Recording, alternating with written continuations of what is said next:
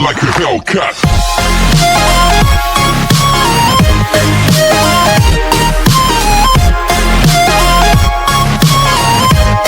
First part में हमने देखा कि फोन पर ब्लैकमेलर के मुंह से मिनह्युक के लिए धमकियां सुनकर बॉन्ग सुन काफी ज्यादा हैरान होती है और इस सब से मिनह्युक का भी काफी मूड ऑफ हो जाता है। इसलिए वो बोलता है कि वह आज कोई भी काम नहीं करेगा बल्कि मूड फ्रेश करने के लिए बाहर जाएगा। और अब क्योंकि बॉन्ग सुन मिनह्युक की बॉडीगार्ड है इसलिए ऑब्वियसली उसे भी मिनह्युक के साथ जाना पड़ता है। जिसके बाद फिर मिनह्युक बॉन्ग सुन से कार स्टार्ट करने के लिए बोलता है और खुद कार से काफी दूर जाकर खड़ा हो जाता है, ये बोल के कि क्या पता कार में बॉम्ब हो इसलिए तुम कार को स्टार्ट करो। जिस पर बॉन्ग सुन चिढ़ के बोलती है कि अच्छा तो फिर क्या तुम्हारे बदले मैं मर जाऊं, और फिर मुंह बनाते हुए कार को स्टार्ट करने लग जाती है। जिसे चिढ़ता हुआ देख मिनह्युक काफी खुश होता है एंड फिर कार स्टार्ट होने पर वो भी कार में आ जाता है। पर बॉन्ग सुन पीछे वाली सीट पर जाके बैठने लग जाती है तो वो उससे बोलता है कि मैं तुम्हारा कोई ड्राइवर नहीं हूँ इसलिए आगे आकर बैठो मेरे साथ। तो बॉन्ग सुन फिर से मुंह बनाती हुई आगे बैठ जाती है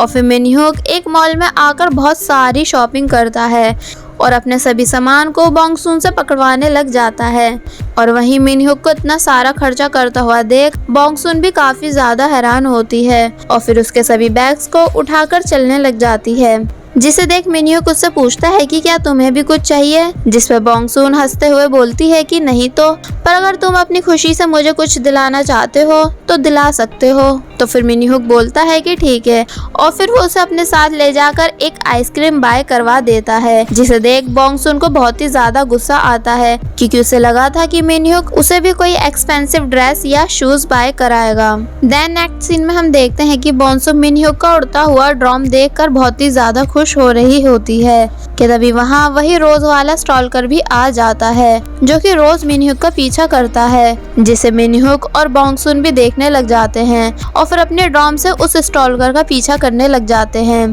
जिसे देख वो स्टॉलकर जल्दी से भागने की कोशिश करने लग जाता है पर फिर भी मिनह्युक अपने ड्रम की हेल्प से उस स्टॉलकर की बाइक की पिक क्लिक कर लेता है। तो अब चलो फाइनली इन स्टॉलकर के अगेंस्ट कोई तो सबूत मिला और फिर मिनह्युक बॉन्ग सुन को उसके घर छोड़ने जाता है और बोलता है कि अच्छा तुम यहाँ रहती हो। पर फिर तभी बहुत सारी पुलिस को वहाँ खड़ा हुआ देख बोलता है कि ये तो वही जगह है ना जहाँ कल रात किसी लड़की का मर्डर हुआ था। जिस पर बॉन्ग सुन बोलती है कि हाँ। और फिर मिनह्युक के भूख लगने पर बॉन्ग सुन उसे अपने एरिया की सबसे अच्छी बेकरी शॉप के बारे में बताती है एंड ऑब्वियसली बॉन्ग सुन ने अपनी डैड की वॉलनट शॉप के बारे में ही बताया होगा, पर अभी वो मिनह्युक को ये नहीं बताती कि वो उसके डैड की ही शॉप है। एंड देन ये दोनों साथ में शॉप पर आ जाते हैं जहाँ बॉन्ग सुन की मॉम, बॉन्ग सुन के डैड एंड बॉन्ग सुन की मॉम की सभी फ्रेंड्स पागलों की तरह मिनह्युक को घूरने लग जाती हैं। एंड बॉन्ग सुन बहुत चालाकी से अपनी मॉम और डैड को इशारा करके चुप रहने के लिए बोलती है और उसकी मॉम तो फिर भी हैरान होकर मिनह्युक को घूरे ही जा रही होती है क्योंकि उन्हें मिनह्युक बॉन्ग सुन के लिए परफेक्ट पार्टनर लग रहा होता है। जिनको ऐसे घूरता हुआ देख मिनह्युक उन्हें सर हिला के हेलो कर देता है एंड फिर शॉप से काफी कुछ खरीदने के बाद बॉन्ग सुन मिनह्युक के साथ वहां से चली जाती है। जिसके शॉप से निकलते ही वो सभी लोग इकट्ठा होकर उन दोनों को जाते हुए देखने लग जाते हैं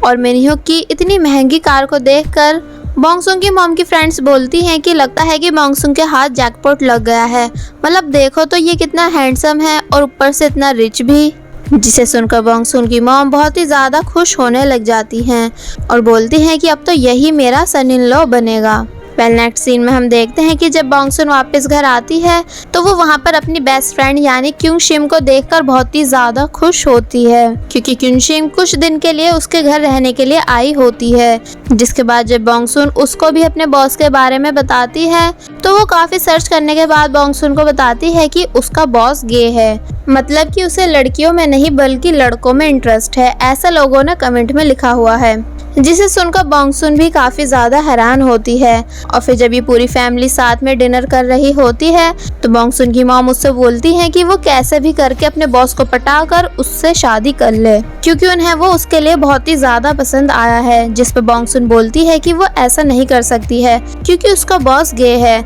जिसे सुनकर सभी लोग काफी ज्यादा हैरान हो जाते हैं। तो बॉन्ग सुन की मॉम थोड़ा बहुत सोचने के बाद बोलती है कि तो फिर क्या हुआ, कमियां तो हर इंसान में होती हैं, मगर सबसे बड़ी बात यह है कि वो बहुत ही ज्यादा अमीर है, इसलिए कैसे भी करके तुम्हें उससे ही शादी करनी होगी। जिसे सुनकर सभी लोग काफी ज्यादा हैरान होते हैं और बोंगसुन अपनी मॉम के ऊपर चिल्लाने लग जाती है। नेक्स्ट सीन में हम देखते हैं कि गुगडू क्राइम सीन पर जाकर वहाँ खड़े होकर कुछ जांच कर रहा होता है एंड फिर थोड़ी बहुत देर के बाद वो वहाँ से चला जाता है। जिसके जाते ही हमें वहाँ एक दूसरी लड़की को दिखाया जाता है जो वापस अपने घर जा रही होती है कि तभी फिर से वही क्रिमिनल उस लड़की का पीछा करने लग जाता है, जिसको देख वो बेचारी बहुत ही ज्यादा डर जाती है और जल्दी जल्दी उस क्रिमिनल से बचकर वहाँ से भागने लग जाती है। पर फिर भी वह आदमी उस लड़की को पकड़ ही लेता है और उसको बहुत ही ज्यादा बुरी तरह मारने लग जाता है, जिससे कि उस लड़की की हालत मरने वाली हो जाती है और उससे चिल्लाया भी नहीं जा रहा होता है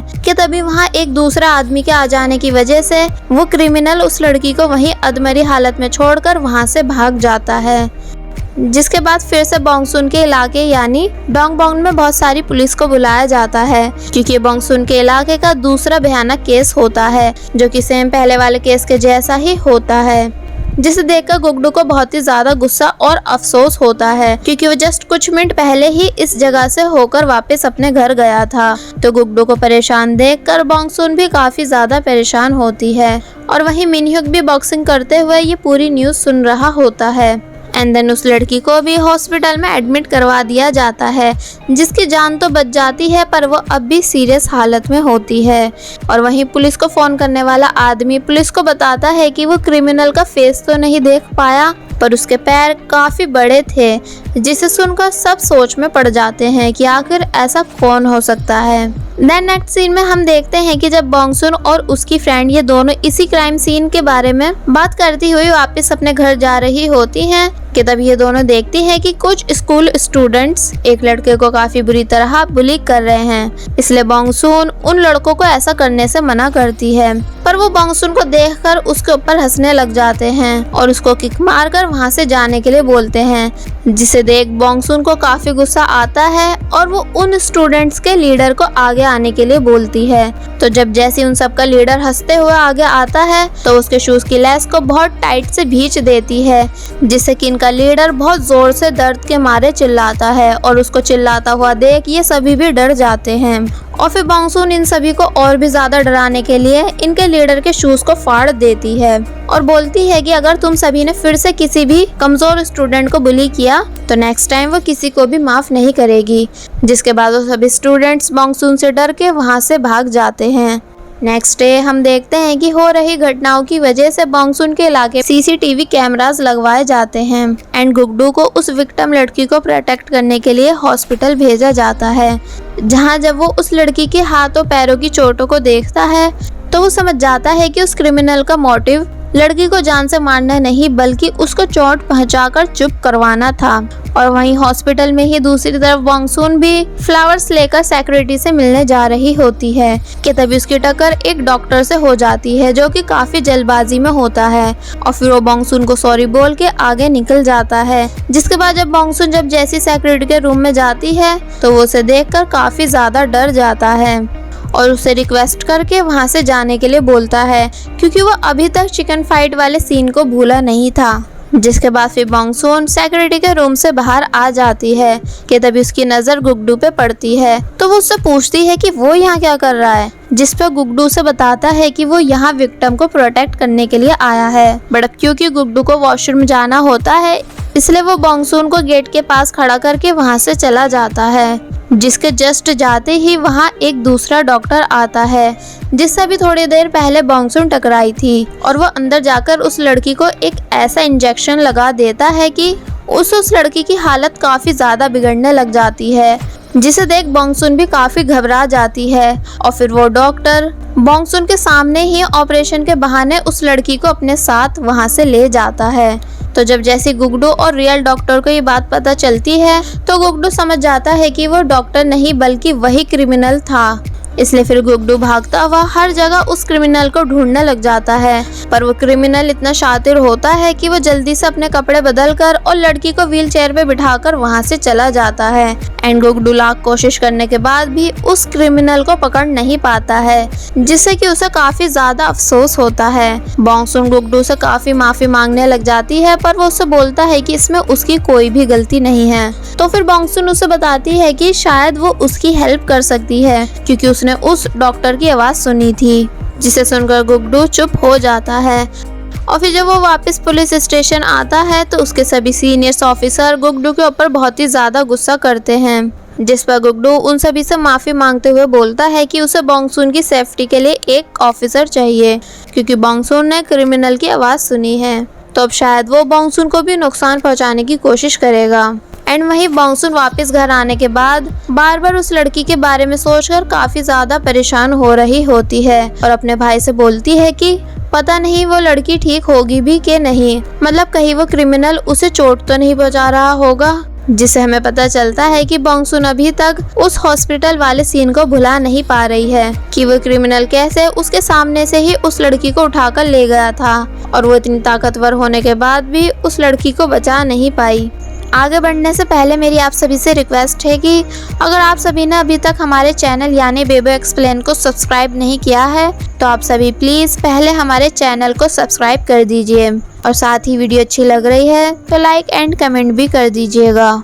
फिर हम देखते हैं कि गुड्डू के इतने रिक्वेस्ट करने पर बॉन्गसून की सेफ्टी के लिए एक ऑफिसर को बॉन्गसून को प्रोटेक्ट करने के लिए भेज दिया जाता है, जिसको देखकर मिनह्युक बोलता है कि अच्छा मतलब तुम मेरी बॉडीगार्ड के बॉडीगार्ड हो, क्या बात है। और वो उस ऑफिसर से बोलता है कि बॉन्गसून ऑलरेडी बहुत ही ज्यादा स्ट्रॉन्ग है, इसलिए तुम्हें इसे प्रोटेक्ट करने की कोई भी जरूरत नहीं है। पर वो बॉडीगार्ड मिनह्युक की एक नहीं सुनता और वहाँ से वापस नहीं जाता है। नेक्स्ट सीन में हम देखते हैं कि वो क्रिमिनल लड़की को उठाकर एक जगह ले आता है, जहाँ पर हमें उसका चेहरा तो नहीं दिखाया जाता है पर उसकी बातों और हरकतों से साफ पता चलता है कि वो कोई साइको है, क्योंकि वो उस लड़की को अपनी दुल्हन बोल रहा होता है। एंड फिर वो उस लड़की को एक वेडिंग ड्रेस पहना देता है, जिसे देख कर वो बेचारी लड़की बहुत ही ज्यादा डर रही होती है। और फिर वो उस लड़की को जबरदस्ती हंसने के लिए बोलकर उसकी फोटो क्लिक कर लेता है और फिर उस फोटो को दीवार पर एक फ्रेम में लगा देता है, ये बोलकर कि वो चिंता ना करे क्योंकि वो बहुत जल्द ही बहुत सारी लड़कियों को यहाँ लेकर आने वाला है।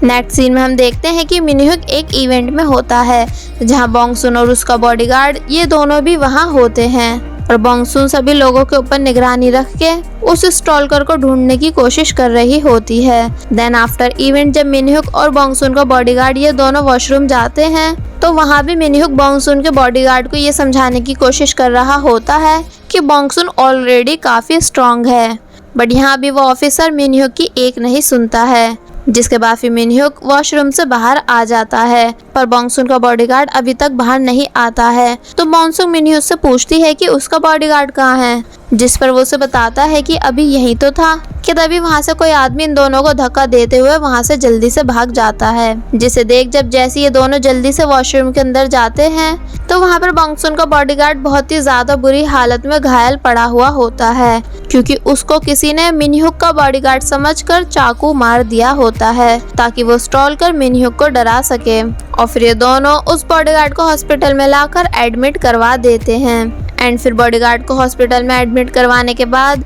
मिनह्युक बॉन्गसून से उसकी नौकरी छोड़ने के लिए बोलता है, क्योंकि उसे नहीं पता था कि ये पूरा मामला इतना खतरनाक हो जाएगा। पर बॉन्गसून नौकरी छोड़ने से साफ मना कर देती है, ये बोलकर कि वो उसकी बॉडीगार्ड है और इसलिए वो उसे किसी भी मुसीबत में छोड़कर नहीं जा सकती है। और फिर बॉन्गसून मिनह्युक से पूछती है कि क्या तुम्हें किसी पर शक है कि ये सब कौन कर सकता है, जिस पर मिनह्युक बोलता है कि कोई एक हो तो मैं बताऊं, जैसे कि मेरे सुतेले भाई, मेरे कॉम्पिटिटर्स या फिर वो लोग जिन्हें मैं गेम में हरा चुका हूँ, मतलब कि इनमें से कोई भी हो सकता है। और फिर यहाँ मिनह्युक बॉन्गसून को अपने 3 सुतेले भाइयों के बारे में भी बताता है, जिनमें से 2 तो उससे बहुत ही ज्यादा नफरत करते हैं, सिर्फ एक भाई को छोड़कर। तो ये सब सुनकर बॉन्गसून चुप हो जाती है। वेल नेक्स्ट सीन में हमें एक लड़की को दिखाया जाता है जो कि वायलिन बजा रही होती है कि तभी उसके पास एक लड़के की कॉल आती है और फिर वो उससे मिलने चली जाती है, जो कि और कोई नहीं बल्कि गुड्डू ही होता है,